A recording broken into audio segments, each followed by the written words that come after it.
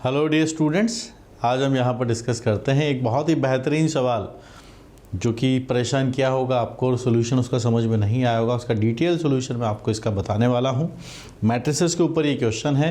पहले हम ये फिलोसॉफी देख लेते हैं कि 2014 के पेपर 1 का जो ये क्वेश्चन है, उस टाइम पर जैसे अभी आपने ट्राई किया है, उस टाइम पर जो एक्चुअल स्टूडेंट्स थे जिन्होंने इस क्वेश्चन को अगर ट्राई किया होगा तो उस टाइम पर एक्चुअल में कितने स्टूडेंट से ये हुआ, क्या इसका मार्किंग स्कीम के साथ ये वाला क्वेश्चन आया था। तो चलिए पहले वो मैं आपको बता देता हूँ। ये नॉन नेगेटिव के साथ आया था जिसमें कि फुल मार्क्स अगर आपको लेकर आने हैं तो +4 मिलते, मतलब कि आई मीन टू से इज अगर ये क्वेश्चन किसी का सही हुआ तो +4 मिलने वाले हैं। There was no negative marking, तो गलत होने पर 0 मार्क्स थे। अगर इस डेटा को भी हम ध्यान से देखें तो आप सोचिए जब नेगेटिव मार्किंग नहीं थी तो कितने स्टूडेंट्स हैं जिन्होंने इस क्वेश्चन को हिस्टोरिकली उस टाइम पे सही किया था। 2024 के पेपर के अंदर वो सभी बच्चे जो जेईई मेंस से जे एडवांस के लिए कट ऑफ क्लियर करते हैं और एक्चुअल जे एडवांस जिससे IITs मिलते हैं उस पेपर को अगर देते हैं तो आप देखिएगा, आप सरप्राइज हो जाएंगे। 24% स्टूडेंट ऐसे थे, नेगेटिव मार्किंग नहीं होते हुए उन सब स्टूडेंट्स ने इस क्वेश्चन को अटैम्प्ट ही नहीं किया। अगर इसमें तुक्का भी लगाते तो उनके कोई नेगेटिव मार्किंग नहीं होती। मतलब 43,000 स्टूडेंट्स छोड़ दिया क्वेश्चन। हो सकता है कि उन्होंने उसमें कुछ स्टूडेंट्स होंगे जो मैट्रिक्स तैयार करके ही नहीं गए होंगे। 70% स्टूडेंट ऐसे थे जिनका ये क्वेश्चन गलत हुआ था और मात्र 5% बच्चे 9,173 स्टूडेंट्स वर ओनली जिनका ये क्वेश्चन सही हुआ था। जे एडवांस की रैंक 20,000 24,000 तक निकालते हैं, ओनली 5% स्टूडेंट ऐसे थे जिनका ये क्वेश्चन सही हुआ था। So let's discuss this particular question कि कैसा ये बना। तो यहाँ पे क्वेश्चन के बारे में बात करते हैं हम। तो आपको डिटेल्स तो मैंने बता ही दिया। स्ट्रेट अवे हम क्वेश्चन की तरफ आते हैं और इसके बारे में सॉल्यूशंस बनाते हैं। एक मैट्रिक्स है A01 C 1AD 1BE करके लिखा हुआ है और इम्पॉर्टेंट बात यह है कि ABCD सबका डेटा किसके बीच में है, 0 और 1 ये डेटा हो सकता है। डिटर्मिनेंट की जो वैल्यू है या तो 1 होगी या -1 होगी, ऐसा दिया है। तो चलो इसका डिटर्मिनेंट बना लेते हैं। तो डिटर्मिनेंट अगर हम इसका बनाने पहुँचें तो डिटर्मिनेंट के लिए पहला वाला तो 0 है, कोफैक्टर -1 से ओपन करते हैं तो इसका कोफैक्टर बनेगा आपके पास से E-D। ठीक है, यहाँ से आपके पास आएगा E-D, then there is a C, वो बन जाएगा B-A। तो अगर हम इस डिटर्मिनेंट की वैल्यू को थोड़ा सा फोकस्ड होकर देखें तो it is D-E C times B-A। हम चाहते हैं कि ये वैल्यू +-1 रहे, या तो 1 आए या फिर -1 आए। और यहाँ पर ABCDE की वैल्यूज जो हैं वो 0 और 1 हो सकती है।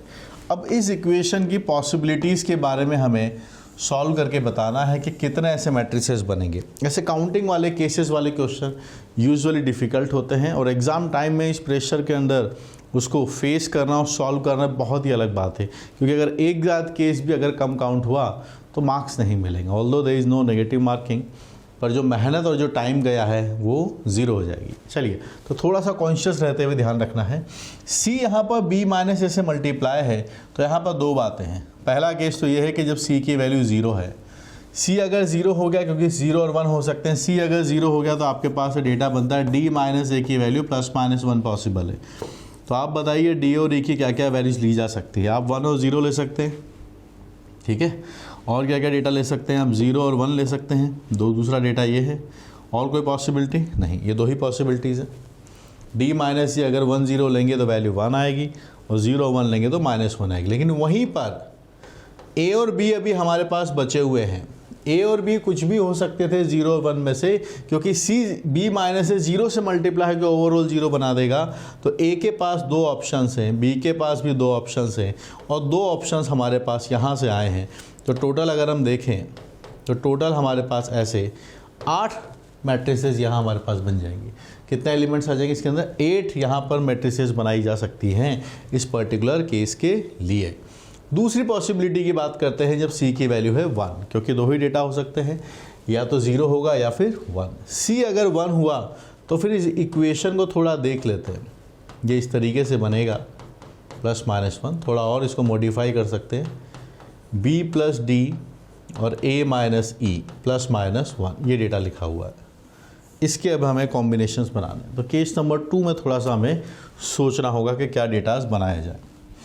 चलिए तो पहले बी और डी की बात कर लेते हैं, फिर ए और ई की बात कर लेंगे। सी तो फिक्स है ही सही। पहले बात करते हैं जब दोनों को 1 1 रख लिया।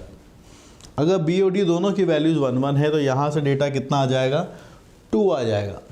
तो यहाँ ए और ई के साथ क्या पॉसिबिलिटीज़ है, ए अगर 2 है यहाँ पर तो यहाँ पर आप 0 और 1 ले सकते हैं, पहला केस, ठीक है। और दूसरा केस क्या हो सकता है, 1 और 1 ले लें, 1 0 ले लिया। 2 पॉसिबिलिटीज़ यहाँ से आ गई आपके पास से, है ना। क्योंकि 2 यहाँ पर है, -1 बनाने के लिए इसको 3 बनाना पड़ेगा। 3 हम बना नहीं सकते क्योंकि जो एलिमेंट्स हैं ABCDE वो 0 और 1 ही हो सकते हैं, ठीक है। ये हमने काउंट कर लिया। और कोई पॉसिबिलिटीज़ की बात करते हैं, उसके बारे में बात करते हैं। बी और डी का सम अभी 2 किया था, बी और डी का सम अभी हम 1 कर देते हैं। बी प्लस सी का सम आता है 1। अगर यहाँ 1 है तो हमें ए और ई का सम भी 1 अगर कर दिया हमने तो फिर प्रॉब्लम है, 1 - 1 0 बन जाएगा। तो अगर यहाँ b प्लस डी 1 आ रहा है तो यहाँ हमको 0 कर देना चाहिए। ए और ई का सम 0 कैसे हो सकता है वो बताइए, जब दोनों 0 0 हो जाएंगे तब पॉसिबल है। तो यहाँ से निकाल के देखिए, एडजस्ट हो जाएगा। या ये पॉसिबल है कि 1 0 यहाँ कर दे और इन दोनों को एडजस्ट कर दिया जाए ऐसे, ये वाला केस भी पॉसिबल है। इससे इसका भी सम 1 है और अभी 0 0 करेंगे तो वैल्यू 1 ही रहने वाली है। और क्या पॉसिबिलिटीज़ हमें यहाँ पर नज़र आती है, थोड़ा उसके बारे में भी सोचते हैं कि और क्या पॉसिबिलिटीज़ बनाई जाएँ। आइए यहाँ बना देता हूँ,